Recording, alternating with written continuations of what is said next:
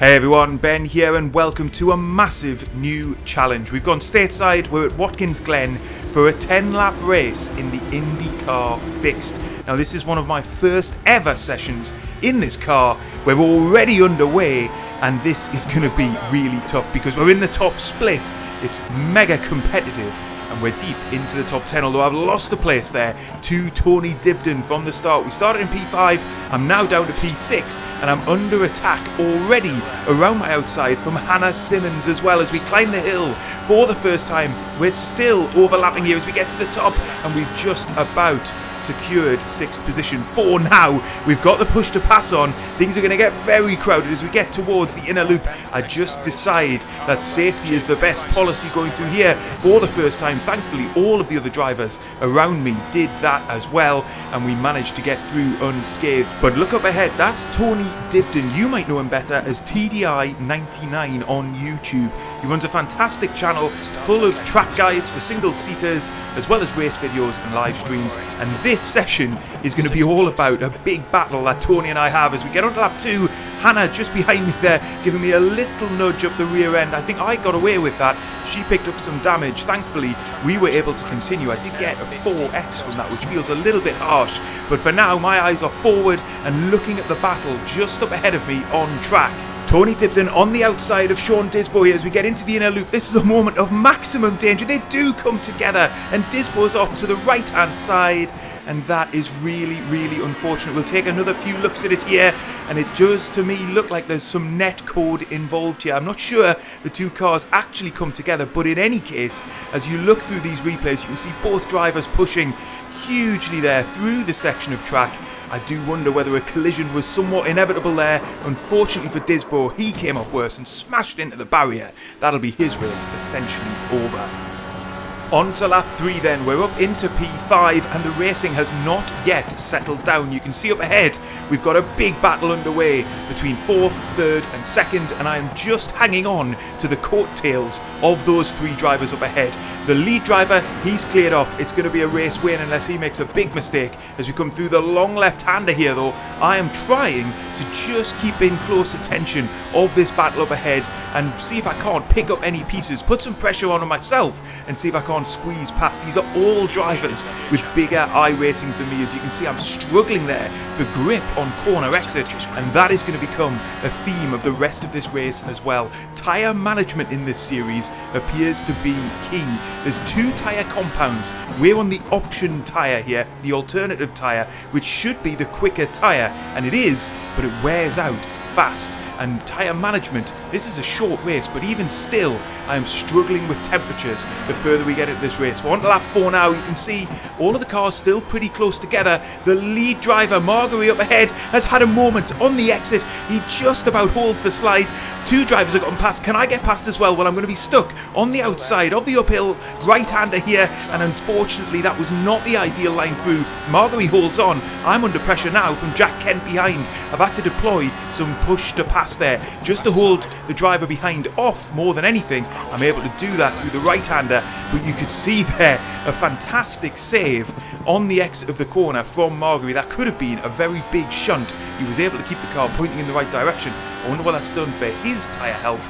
We're though still in P5 and through all of that Tony Dibden got his way up into P2, so he managed to capitalise big time there. He's now running at the lead of this pack as we cross the start finish line to get onto lap 5. So this is getting towards half race distance here. We try and chop into T1 there nicely, get a good exit and then try and just get into the slipstream here, and we are 0.1 seconds behind as we climb the hill and hopefully we're going to be within striking distance into the inner loop. But we've already seen in this race any move into there carries a big risk. It requires cooperation from both drivers. It requires at least one of the drivers involved to cede the position if it looks like things are getting too close. As it happens, we weren't close enough, so we're just following still in P5, trying to stay connected to the drivers up ahead, and I do have pressure coming from behind. Speaking of pressure, Marguerite's gone in too hard through the left-hander. Tony Dibden has looped it completely.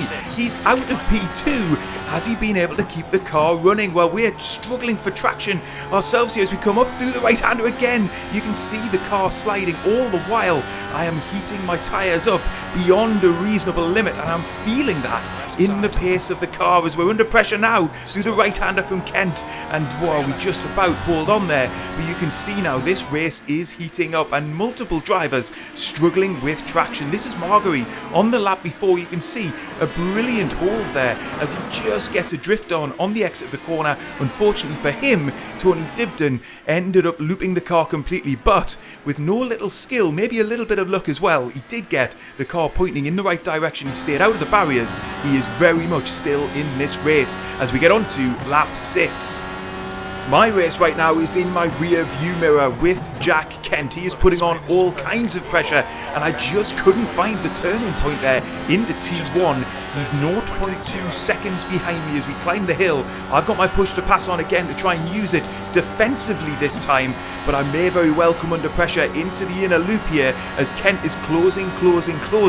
Is he going to be close enough? He shapes to the inside. I think more than anything he's looking to put me off there, but I am mega cautious through the chicane there. You can see I left a whole chunk of time on the table, not taking the full curb on the inside. I'm still really getting used to how far you can push these cars on some of these raised curbs. We managed to hold the position for now. We're slightly quicker through the next set of corners, but the gap is still just 0.3 seconds. The other drivers up ahead, they're about a second up the road as we come through the right-hander again, struggling for traction. That has really become my weak point on this lap so far, and Jack Kent now within a tenth of a second. He's shaping to the inside. I'm going to try and brake later. We've braked too late, and now I'm understeering horribly off onto the runoff area, and we've lost the position. And again, I think this is my tyre temperature management coming back to bite me. I just could not get any purchase with those tyres, and as we're on to lap 8, I am now nursing the car, trying to get it to the finish.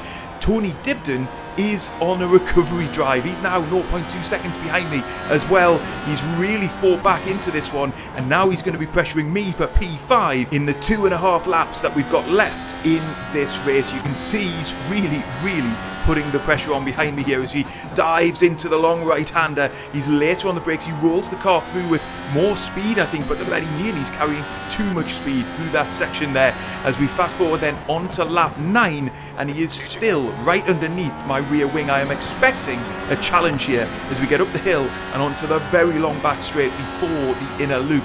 But maybe, just maybe, I've got a big enough gap. I'm sure we're both using our push to pass here, so that neutralises the effect of that. But he does have the slipstream.